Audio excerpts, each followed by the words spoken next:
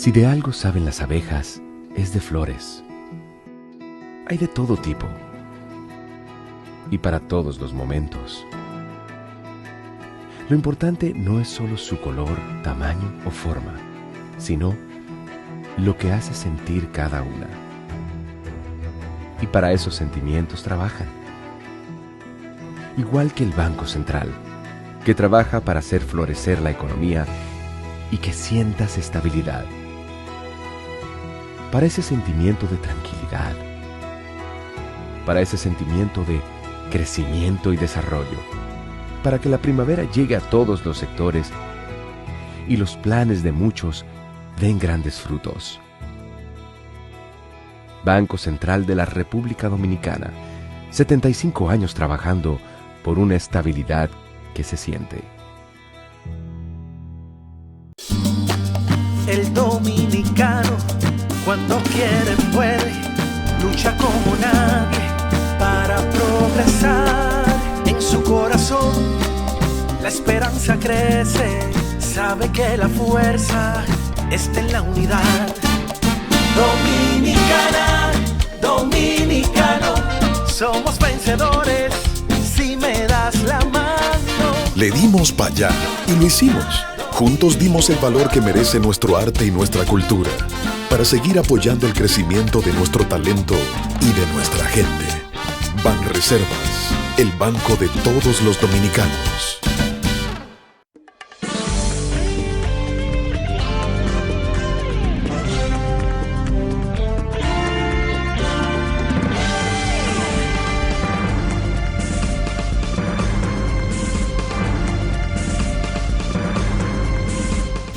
Muy buenas tardes, amables televidentes. Bienvenidos a su cita diaria, crepuscular y nocturna en Teleimpacto, que es al final de la tarde, despidiendo el sol y comenzando la noche.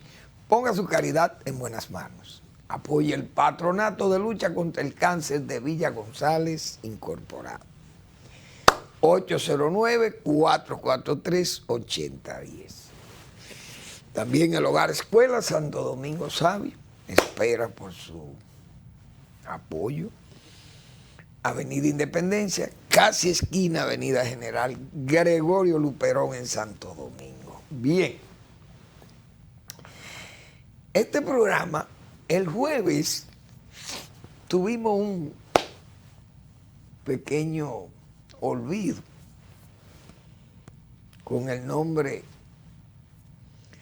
de un señor muy competente, decía yo, que fue administrador del CEA, y ese nombre no lo pude retener tantas veces que lo he mencionado. Don Gaetán Buchet. Ese era el nombre de ese administrador que nombró Balaguer de la Corporación Azucarera en 1967. Gaetán Buchet. Lo que era una prueba, decía yo, de que Balaguer tenía un interés en rescatar y proteger, cuidar la empresa pública. Pero uno sabe cómo es la corrupción en estos países nuestros. Tantas veces que se reían y hablaban plepla, hablaban tantas pamplinas de Balaguer. Sus críticos de la corrupción fueron los grandes corruptos después. Entonces, no era válido pensar que ese régimen vino a destruir los bienes públicos cuando fue un hombre que cuidó de los bienes públicos. Y yo voy a aprovechar para invitar a que lean ese trabajo de Vincho Castillo, Marino Vinicio Castillo, la última pregunta sobre las dos transiciones de su amigo Joaquín Balaguer. Hay que leer ese trabajo para uno darse cuenta, perfecta cuenta, principalmente los jóvenes, como acostumbra decir el doctor Castillo, para que lean y entiendan verdaderamente la proceridad de Joaquín Balaguer. que cada día cabe más esa expresión del poeta, del laureado poeta nacional, Manuel del Cabral. Mientras más hunden el ataúd, más sube el muerto. Cuánta sabiduría, cuánto ha dicho Marino Vinicio Castillo sobre su amigo Joaquín Balaguer, lo que enfrentó Balaguer, sus pensamientos, sus actuaciones, todo con aquella austeridad con que manejó el Estado Nacional, pero además ese carácter de hombre de perspectivas para las grandes crisis nacionales, darle solución. Un hombre excepcionalmente eficaz, Joaquín Balaguer. Y hay que ver la obra inconmensurable, soberbia obra infraestructural, por todos los sentidos, integral que hizo Joaquín Balaguer. Y ahí está, visible. Hay que leer ese trabajo de Marino Vinicio Castillo sobre las dos transiciones en sus 20 años de Balaguer después de su muerte. Bueno, quiero felicitar una pareja muy amiga mía y de mi esposa, porque son dos esposos que tienen 47 años de casados y es un matrimonio feliz. Excelente pareja, vida familiar extraordinaria. José Villabrille y Marilyn Silverberg de Villabrille, o Mayra, como le llaman algunos. Pero esa es una pareja excepcionalmente familiar, de mucho aprecio en mi familia. Y yo quiero aprovechar para brindarle mi felicitación en ese 47 aniversario de boda. Excelente. Que sigan adelante con su salud bien fuerte. Porque su familia es buena, está siempre a su lado y sus amigos nos sentimos también a su lado. Así que esa es una pareja que está en el camino de la felicidad. Que sigan felices. Bueno, hay un evento que ha llamado la atención y ya hacía un tiempo, incluso un amigo que quiero mucho, que es el ingeniero Ezequiel García Tatis. Ezequiel, preocupado, Ezequiel es un hombre de iglesia, es un fiel creyente y un hombre de la Iglesia Católica. Ezequiel ya me había señalado la situación que hay en esa iglesia alemana. La iglesia alemana, la Iglesia Católica alemana, ha sido advertida por el Vaticano porque hay un síntoma de cisma en la iglesia alemana. Peligroso porque esta gente está planteando el celibato, liberal del celibato a los curas. Y además, todavía peor, aceptar los matrimonios gays y de lesbianas. Oigan por dónde que andan. Esa ideología de género que la Iglesia Católica no pasa eso, todavía eso no está...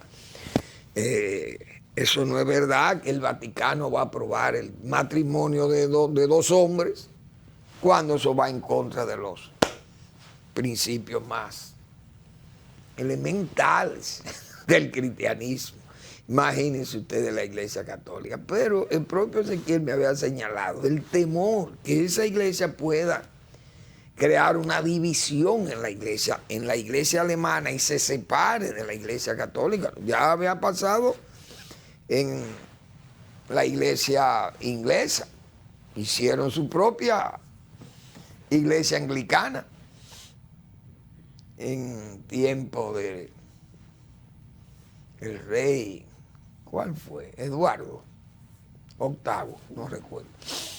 Pero me ha llamado eso que ese peligro, pero esa advertencia que ha hecho el Vaticano, cosa que hacía tiempo que la Iglesia tal vez no se veía expuesta a una situación sismática como esta, porque ya esto ha ido tomando cuerpo, incluso los mismos jesuitas. Esa congregación ha planteado prácticamente la eliminación del celibato o atenuar el celibato. No sé, que los sacerdotes no necesariamente tengan que ser célibes. Más que la Iglesia acepta o ha aceptado sacerdotes episcopalianos casados con hijos y todo eso, lo ha aceptado como sacerdotes en la Iglesia Católica. Bueno, hay tantas distorsiones con esas cosas, pero me imagino que la Iglesia debe estar preocupada con eso porque ya el Vaticano ha hecho esa advertencia de que no van a permitir esa libertad o ese libertinaje, dirían, de querer hacer pasar en esa iglesia alemana, hacer pasar cosas que no están contempladas en las normas de la Iglesia Católica.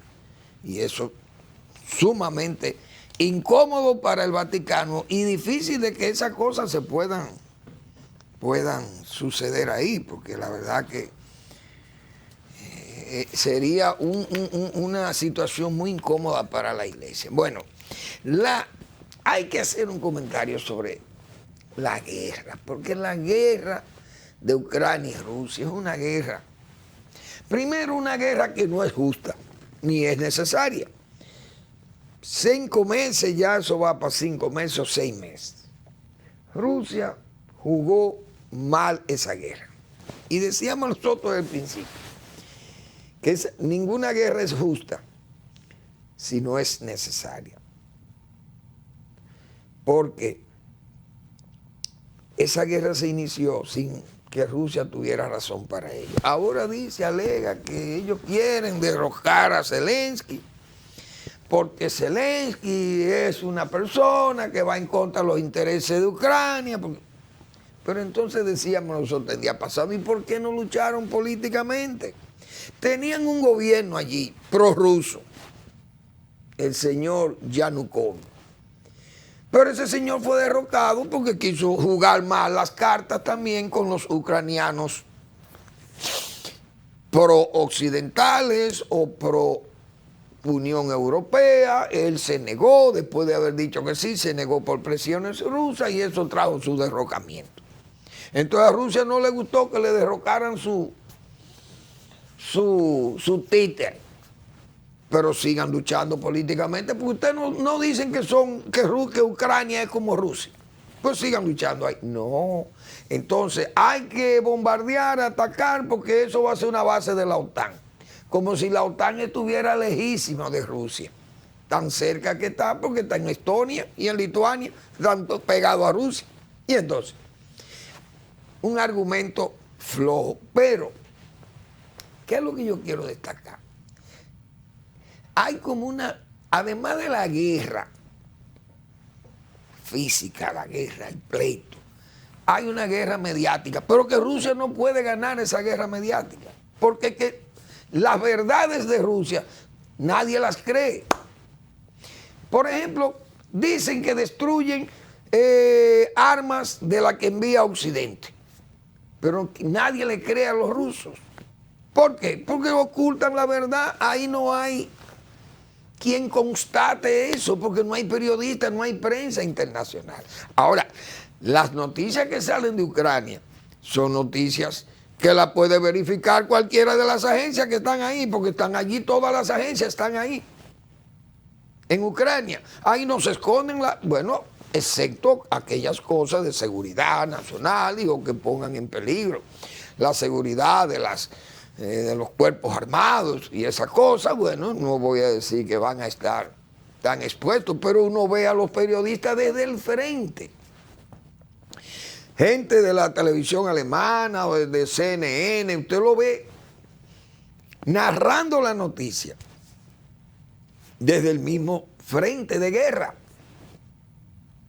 Incluso expuesto a que lo maten. Ya han muerto como 11 o 10 o 15, qué sé yo, cuántos periodistas mueren en Ucrania. No han muerto en Rusia, ni en la zona de Rusia, donde está Rusia, porque Rusia no permite ni que se sepa nada y solamente la información la brindan ellos, pero no se le cree porque al propio pueblo ruso no le pueden hablar la verdad. En resumen, esa guerra va para largo. Y la mejor prueba de que a Rusia nadie le cree fue eso que pasó en el muelle. Una cosa increíble. Firman un pacto con Naciones Unidas. Eso para que se vea el poco respeto del genocida ruso. Y así tiene seguidores. Un hombre que firma un pacto con Turquía y con las Naciones Unidas para permitir que salgan los granos, como decíamos nosotros aquí. El problema de Rusia es con los africanos y la gente de Medio Oriente, que son sus amigos, muchos países africanos, pero los africanos le están reclamando su comida, ese trigo y todos esos productos que salen de Ucrania, del Mar Negro. No vienen para América, ni para la Asia profunda, eso van ahí enfrente a la África del Norte y a África del Sur y a toda esa África Central y a Medio Oriente. Todos esos productos, Egipto y todos esos países necesitan esa comida de Ucrania y de la misma Rusia. Por eso fue que en Indonesia, decíamos nosotros ahí, le reclamaron a Putin, no, espérese, usted no puede cerrar la comida porque nosotros somos los países que somos amigos de Rusia, pero nosotros no estamos dispuestos a pasar hambre por usted. Lo forzaron en Indonesia y fíjense cómo, tuvo que venir a firmar y aún así violaron. Nadie le cree a Rusia. Negaron que habían bombardeado el muelle de Odessa. Hasta que le muestran ahí las pruebas, se las ponen. Entonces tuvieron que admitir que sí, que era un objetivo militar, que había una excusa, que nadie se la cree. Por eso esa guerra, las informaciones que salen de Rusia, nadie las cree. Destruimos 4 o 5 piezas de artillería de la que manda Estados Unidos. Eso es lo que ha virado la guerra, que la tiene o estancada o tiene a Rusia en apuros, porque esas armas que está enviando Estados Unidos son armas muy precisas y de largo alcance.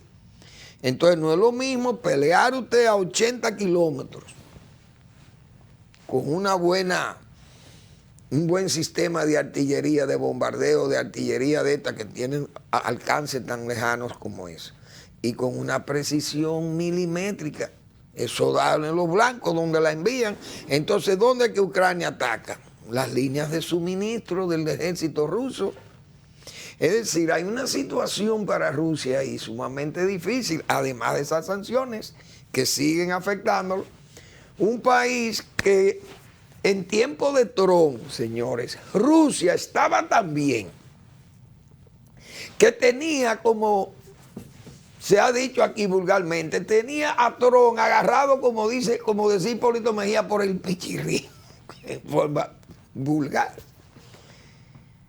Rusia era tan fuerte que se dio el lujo, Putin, de bombardear Siria, poner una base allá en Siria, y mandar portaaviones, y bueno, y tenía a todo el mundo y Europa a sus pies, Alemania y toda Europa, porque los combustibles los sirvo yo. Tengo a Europa de rodillas, tengo al Medio Oriente probando que nosotros somos la superpotencia. Estados Unidos no puede decir nada porque el presidente de Estados Unidos nosotros lo tenemos atado a una cuerda que no puede hablar porque nosotros le tenemos muchísimas confidencias que si se las mostramos lo llevamos a la ruina. Ese era el Putin. Ese era el Putin que estaba en las nubes, mandando a matar enemigos, envenenándolos y asesinándolos en plena calle frente al Kremlin. Ese Putin estaba boyante de dinero, 600,000 millones de dólares, todos los oligarcas montados en sus grandes yates y visitando los países y teniendo sus intereses en London, en Bruselas, en París, en Bonn, en Berlín, sus bienes multimillonarios. Ese Putin, de la noche a la mañana, es decir, con la invasión de Crimea, todavía estaba orondo. Con los pleitos o los combates del Donbass, qué sé yo, desde el 2014 o 13, esa Rusia, todavía Putin estaba orondo. Lucía como un verdadero zar de Rusia. Y del 24 de febrero para acá, ustedes saben lo que es ver a Putin buscando una alianza con Irán, con China. Tírenme la toalla, mire, ayúdenme con esto, que tengo demasiados problemas. Perdió a Ucrania, Suecia y Finlandia lo mandaron a la porra. Y hoy disminuido el campo de la energía, disminuido el campo militar, desacreditado, su equipo militar totalmente desacreditada, su industria armamentística. Unas sanciones fortísimas, graves, y una guerra que le ha costado una inmensidad de recursos, no solamente de guerra, sino humanos, a la Rusia que está en la oscuridad, porque Rusia, su pueblo, no sabe lo que está pasando, porque no se le informa. Es decir, Putin hoy es un paria, un hombre prácticamente arruinado. Eso es lo que tiene Rusia hoy, aquella Rusia que lucía tan estable. Cientos de grandes empresas de Occidente y de la tecnología occidental volcadas allí, todo aquello salido de Rusia hoy, y Rusia prácticamente dependiendo de China, de Irán, Turquía, países de autoritarios y verdaderamente, todavía verdaderamente atrasados al lado de los occidentales. Vamos a la pausa.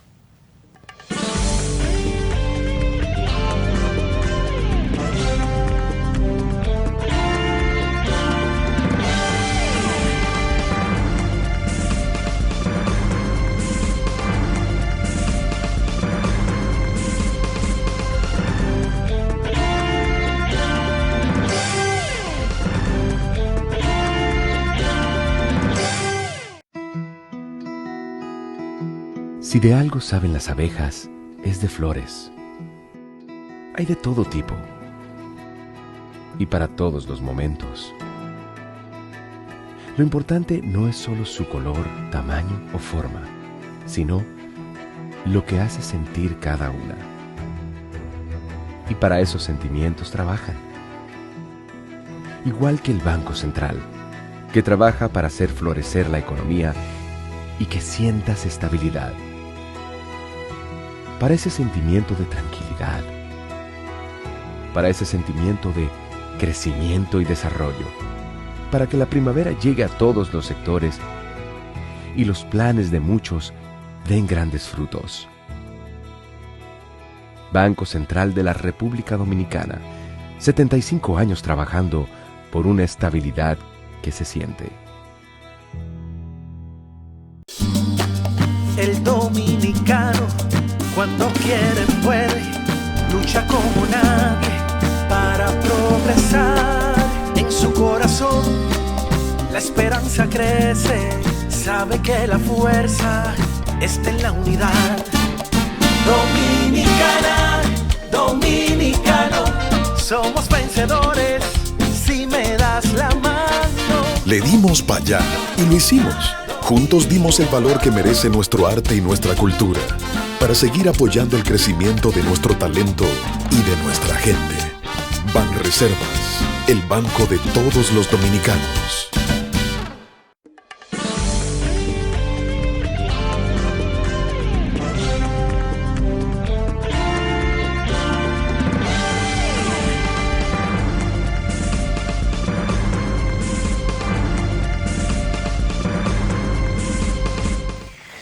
a mí me ha agradado ver unas declaraciones de don Antonio Isa Conde, hechas el viernes de la semana pasada. Isa Conde cita factores provocaron fracaso de arrendamiento de ingenios. ¿Por qué me satisface esto, ver esto, esa noticia? Porque yo le pedía eso. El jueves yo hice comentarios muy fuertes, pero muy claros, pienso yo desde mi punto de vista, sobre lo que pasó con el CEA y con los eléctricos, las empresas eléctricas, la empresa eléctrica del Estado. Que el periódico Hoy, en forma dañina y sectaria, decía yo, como representante del abajismo rabioso, señalaban a Leonel Fernández y Antonio Isa como los dos grandes culpables de la quiebra del CEA y de la entrega de la empresa eléctrica estatal a manos privadas.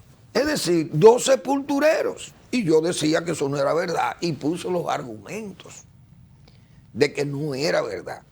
Y pedía que Leonel Fernández o el señor Isa Conde que por lo menos se defendiesen, o que alguien pusieran a alguien que lo defendiera, o que hicieran un foro donde se pueda demostrar que ellos no son los culpables, que incluso encontraron dos empresas heridas.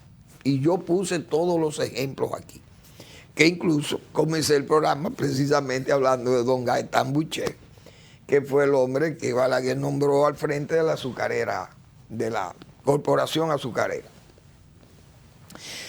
Don Antonio Isa Conde, el viernes, bueno, no voy a decir que me oyó a mí, voy a decir que leyó lo mismo que yo leí y se sintió afectado por ese comentario del periódico, de la dirección del periódico Hoy.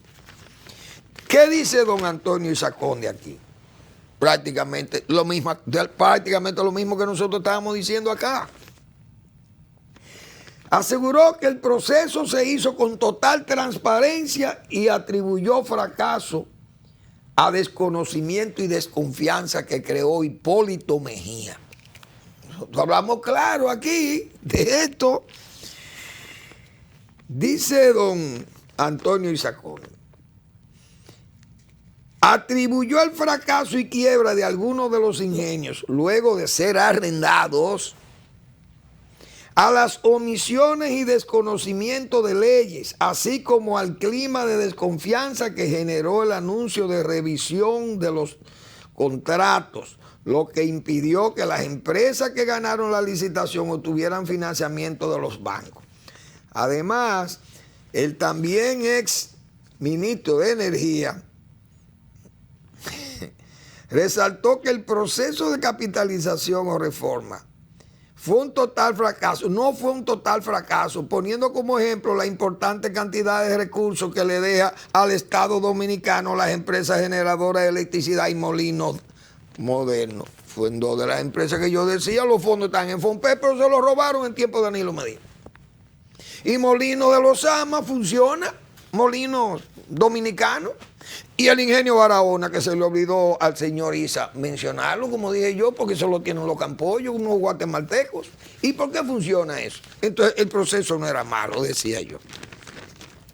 Dice él que todos sus empleados, como es verdad, fueron liquidados, los trabajadores. Aseguró que en el momento de la capitalización se liquidaron y jubilaron todos los trabajadores que tenían los ingenios. Y que la última parte que quedó se hizo un convenio en el Instituto de Seguro Social para la entrega de tierras. Agregó que los que ahora reclaman pensiones son unos pocos que se quedaron trabajando. Es decir, Antonio Isa ha tenido que aclarar lo mismo que nosotros decíamos.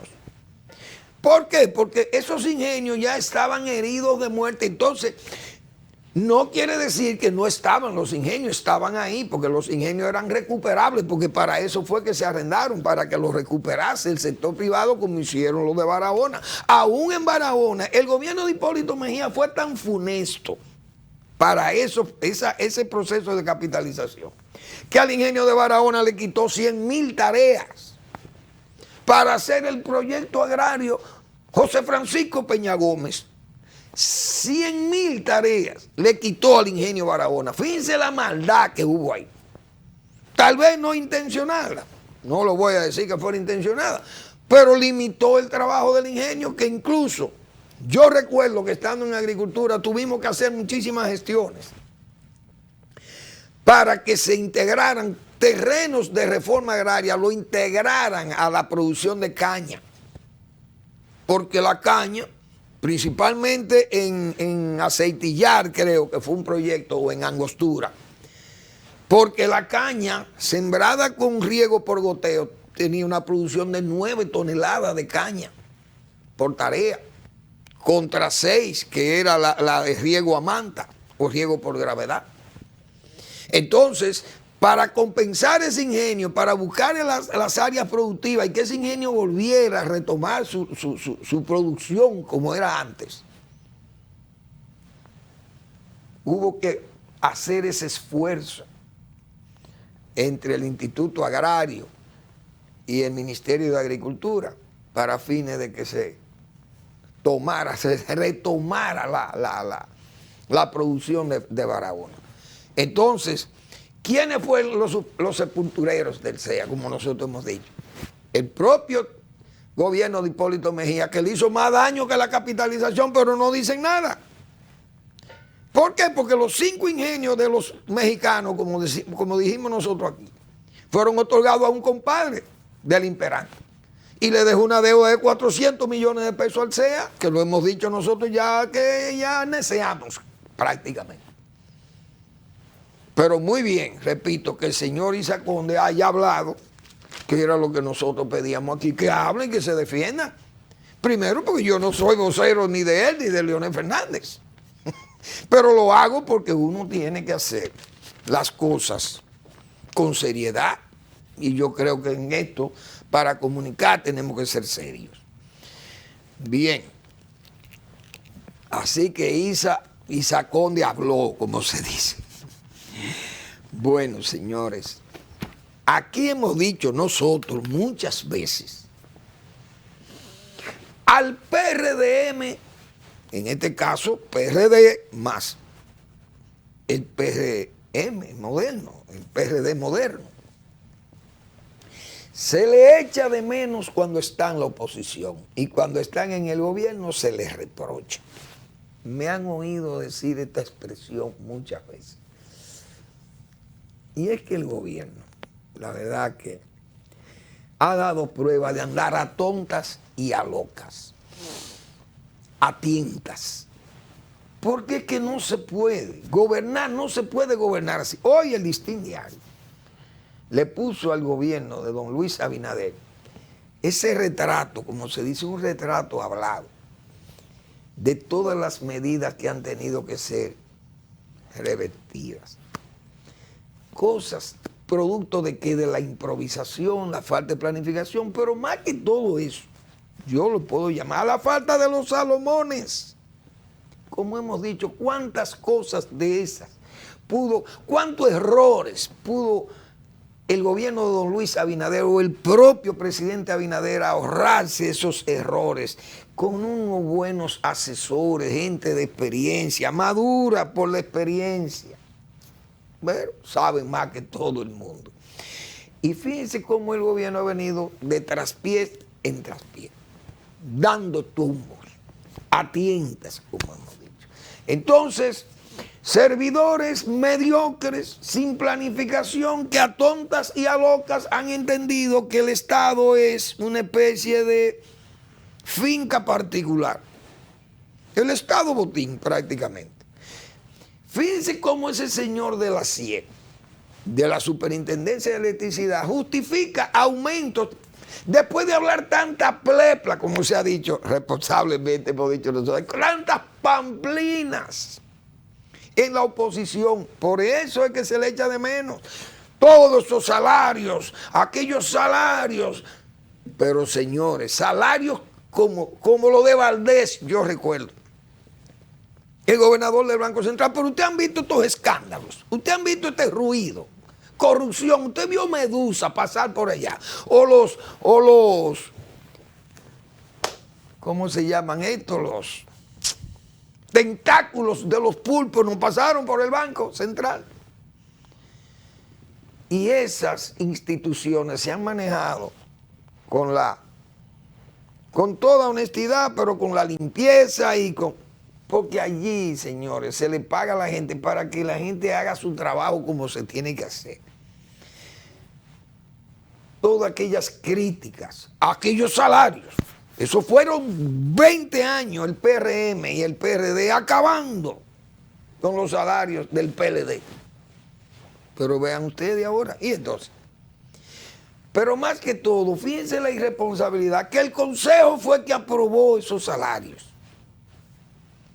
Pero ¿quién es el Consejo? Si el Consejo, Diógenes está ahí, que anda con su lámpara, debe andar Diógenes. ¿Cuántos años tiene Diógenes ahí pasando todos esos tollos que han habido allí? Él es el presidente del Consejo, pero así cualquiera presidente de un consejo, eso es consejo ni nada. Eso no es consejo, eso hacen ahí lo que le da la gana, vamos a beneficiarnos todos. El Consejo fue que aprobó esos aumentos salariales, pero ellos mismos se aumentaron los suyos también. Es decir, un verdadero relajo, porque no hay un control, no hay un atrévanse. Lo he dicho muchas veces aquí. Ese atrévanse de Balaguer al senador González Sánchez, que fue escogido como mensajero por sus compañeros senadores, opositores y oficialistas de Balaguer. Mire, vaya a informarle al presidente Balaguer que los senadores decidieron aumentarse su salario de 7 a 15 mil pesos. Señor, eso es ridículo hoy. Risible. En aquella época era risible. Pero hoy es un ridículo. Que peor, como se ha dicho. Y cuando el senador González Sánchez pidió cita para ir donde Balaguer, Balaguer lo recibió. Dígame, González, presidente, yo he sido designado por los compañeros senadores míos, de allá del Senado, para que le informase que los senadores, en forma libérrima, y como el Congreso es el primer poder del Estado, oigan eso, ante aquel Luis XIV o Luis XVI, de esos Luises franceses. Yo he venido a decirle que los senadores se han aumentado el salario de 7 a 15 mil pesos. Balaguer no lo dejó terminar y dio un manotazo en el escritorio. ¡Atrévanse! ¡Atrévanse! Y nada más 2 veces tuvo que decir en forma exclamatoria esa palabra. Y el senador González Sánchez dejó, como dice, dejó el limpio. Señores, porque un presidente que sea eficaz, excepcionalmente eficaz, tiene que ser austero, tiene que ser severo con sus colaboradores. ¿Cómo es posible que el gobierno tolere esas cosas? Bien, pero eso es un relajo que hay en todo. Ahora mandan que las nóminas están congeladas. Pero ¿y eso no estaban congeladas antes? Se había dicho. Entonces el gobierno está tratando de resolver a papeletazo, es que se están resolviendo las cosas, porque hay una población que está enervada, hay una población preocupada, y eso, entonces, una población que está preocupada, con desánimo y que expresan su malestar, lo está expresando, y ya está hay convocatoria a marcha y esas cosas. Entonces el descontento de que la gente la está pasando mal. Sin embargo, el gobierno sigue en un proceso de a papeletazo de resolver los problemas. 1.500 pesos para 1 millón de familias, 1 millón de tarjetas de solidaridad, qué sé yo, de supérate.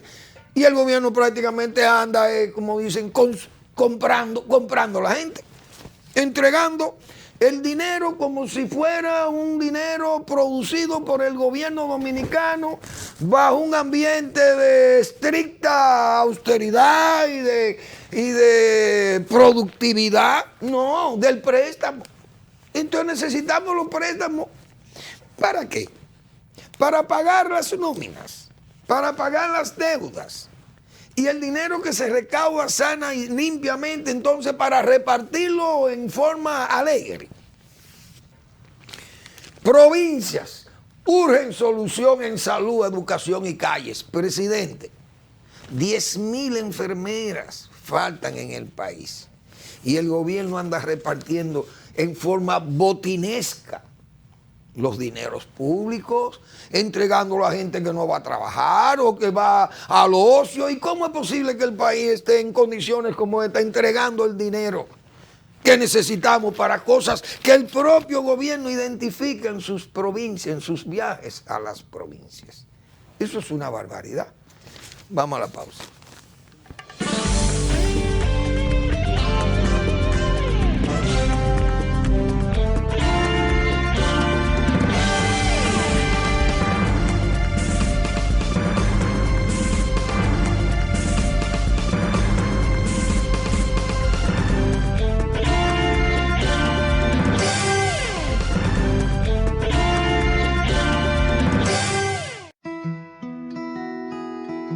Si de algo saben las abejas, es de flores. Hay de todo tipo y para todos los momentos. Lo importante no es solo su color, tamaño o forma, sino lo que hace sentir cada una. Y para esos sentimientos trabajan. Igual que el Banco Central, que trabaja para hacer florecer la economía y que sientas estabilidad.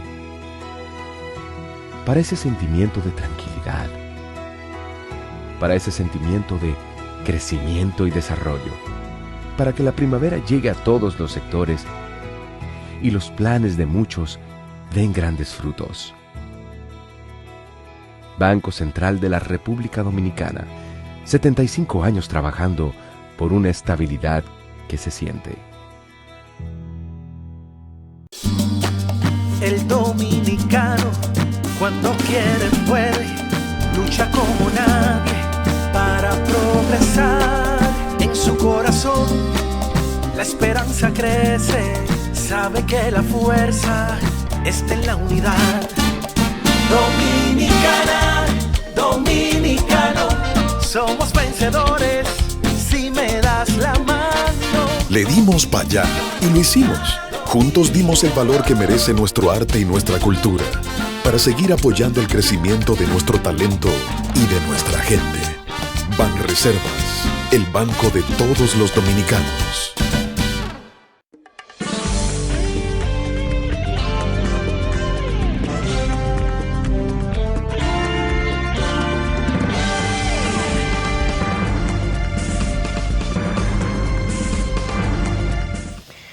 Bien, vamos a ver esta oferta que tenemos para los que les guste el campo, las fincas. Miren qué belleza eso, es un buen camino, qué firme ese camino, bien hecho. Caminito recto ahí.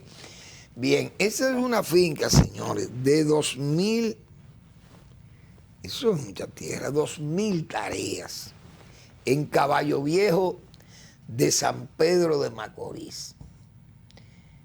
Buena planicie, Dios mío. 27 cabezas de ganado, 80 chivos, una casa, 3 casas para empleados, pozo tubular, energía eléctrica. $1,200,000 el que quiera comprar esa finca, que quiera hacer una inversión y quiera desarrollar una ganadería más amplia y pasar su vida en forma ahí bucólica en sus campos, pensando, reflexionando, sembrando árboles y sembrando pastos para sus animales. Y por qué no disfrutando la vida campesina, la vida del campo. Eso es en Caballo Viejo, San Pedro de Macorís. 2.000 tareas, 27 cabezas de ganado, 80 chivos, una casa, 3 casas para empleados, pozo, energía eléctrica y $1.200.000. Mano a la obra. Excelente oferta. Bien. Ay, Dios mío. El gobierno tiene que tomar el toro por los cuernos.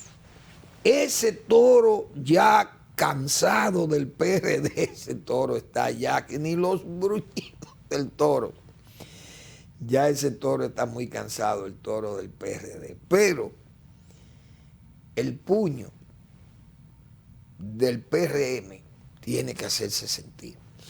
El presidente tiene que ser drástico. Entonces, ¿qué es lo que ha hecho? Nombra 2 miembros más para el Consejo de las EDES. Cuando lo que hay que limpiar, presidente, usted tiene que votar a todo el mundo allí, porque ya eso se dañó.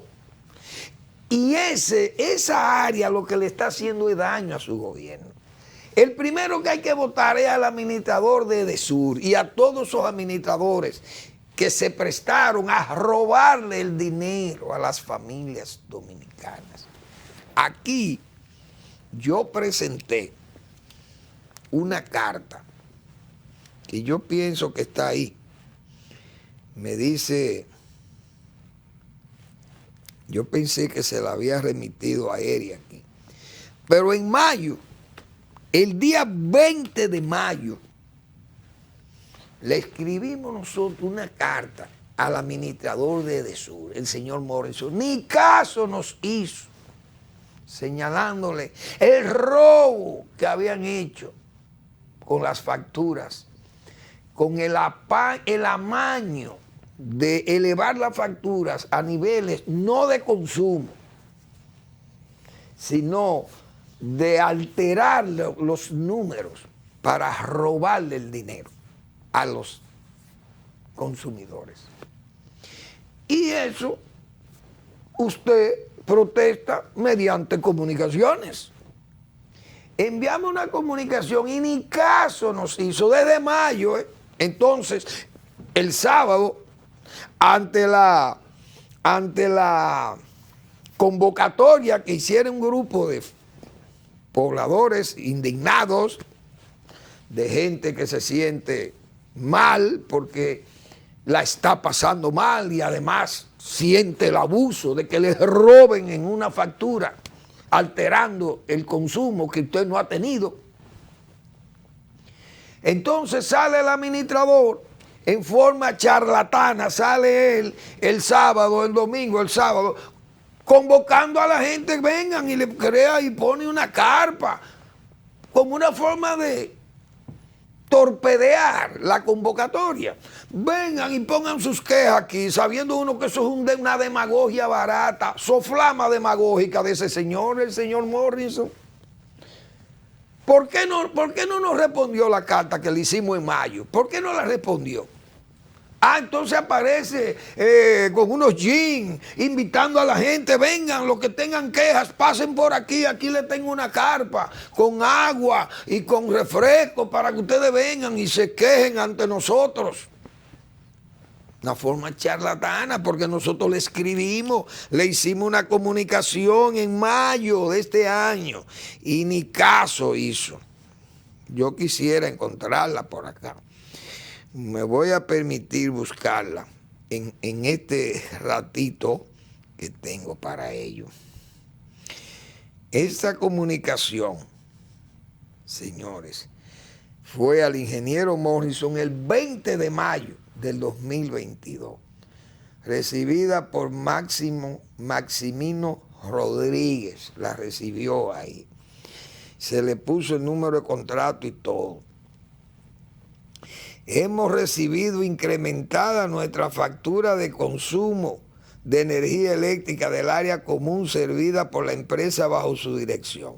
La primera vez, aunque consideramos excesivo el valor del consumo de 12.887 pesos, se pagaban 5.000 y 4.000 y algo del área común. Periodo de facturación del 2 de marzo del 2022 al 2 de abril del 2022, quisimos esperar la siguiente lectura por si se trataba de un error o de un ajuste distributivo con facturas anteriores. Pero de nuevo la lectura siguiente llegó incrementada a 14.042,44. Señores, más que la anterior, más de 2,000 pesos más que la anterior. Óiganme, ese señor administrador que ustedes lo vieron ahí en video publicado por la empresa, pidiendo que la gente fuera a quejarse allí, a reclamarle, a hacerle el reclamo a ellos mismos. El 20 de mayo se le hizo esa comunicación y ni caso le hizo, no la respondió, ni contestó, ni convocó a nadie. Por tanto, es un farsante. Entonces, el presidente Abinader, si no quiere cargar con ese naufragio, con los palos y las velas de ese naufragio, que se llama las EDES, y esa superintendencia de electricidad, que esos dos organismos deben ser borrados, sus funcionarios, el funcionariato que hay ahí debe ser eliminado, presidente Abinader. Si no, usted va a tener que cargar con ese naufragio, repito. Va a tener que cargar con ese naufragio, presidente Abinader. Eso es una vergüenza que pasen esas cosas, porque ¿qué más? Un gobierno, señores, que sube al poder sobre la base de vender la transparencia y la decencia en la función pública. Entonces, el presidente puede estar imbuido de ese deseo, pero no hay un funcionariado que está respondiendo a esa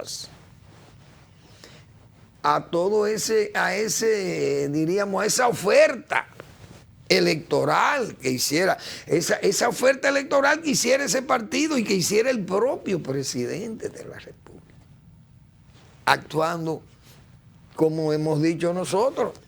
Se le echa de menos cuando están en la oposición, cuando están en el gobierno se les reprocha, se están ganando ese calificativo o esa...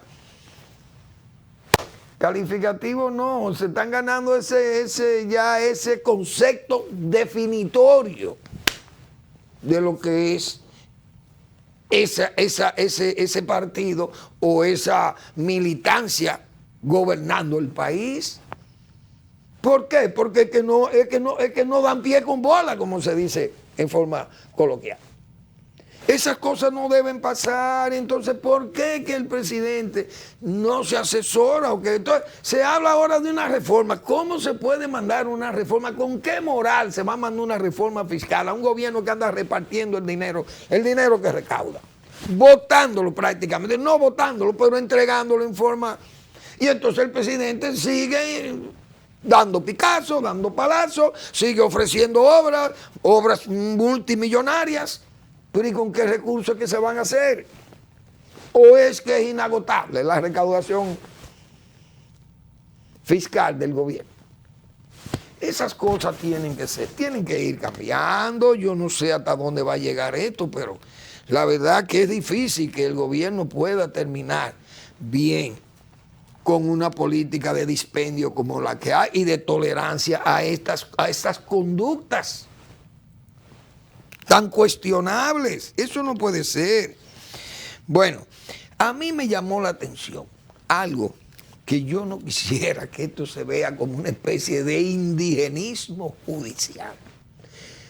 Pero el Tribunal Constitucional, que es un órgano que ha dado clase aquí en este país, reputadísimo, como ha sido sus decisiones muy, muy respetadas y prácticamente incontestables.